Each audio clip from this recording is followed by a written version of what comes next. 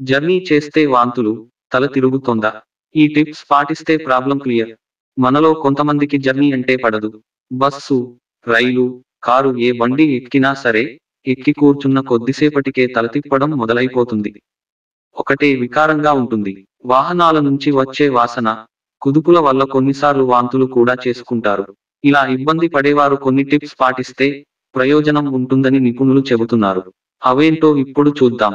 ప్రయాణంలో తలతిప్పడం, వికారంగా ఉండటం, వాంతులు కావడం వంటి లక్షణాలను మోషన్ సిక్నెస్ గా పిలుస్తారు.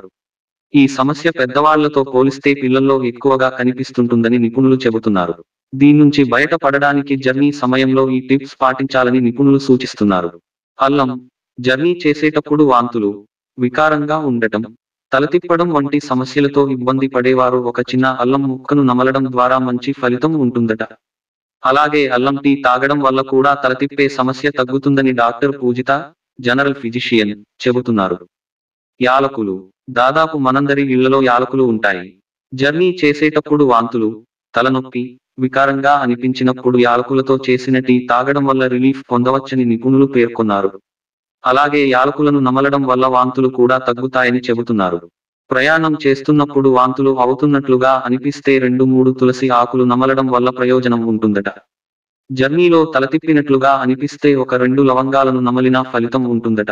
లేదంటే లవంగాలను నీటిలో మరిగించి ఆ నీటిని తాగినా కూడా తలనొప్పి తగ్గుతుందని నిపుణులు చెబుతున్నారు. మరిన్ని టిప్స్ మీ కోసం.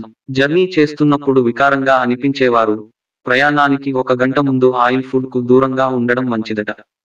ప్రయాణం చేస్తున్నప్పుడు లైట్ గా ఉండే ఆహారం తినాలి. ప్రయాణానికి ముందు ఎక్కువగా నీళ్లు తాగడం కూడా మంచిది కాదు.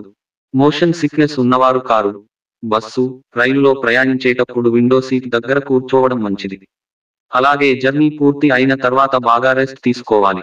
జర్నీ చేసేటప్పుడు మనసు తలనొప్పి, వాంతుల వైపు వెళ్లకుండా చూసుకోవాలి. ఇందుకోసం మీకు ఇష్టమైన మ్యూజిక్ ను వింటూ ఎంజాయ్ చేయండి. ఇలా సంగీతం వినడం వల్ల మెదడు ప్రశాంతంగా ఉంటుందని నిపుణులు చెబుతున్నారు. ఈ టిప్స్ పాటిస్తే వాంతులు, వికారంగా ఉండటం వంటి లక్షణాలు దాదాపుగా కనిపించవని నిపుణులు చెబుతున్నారు.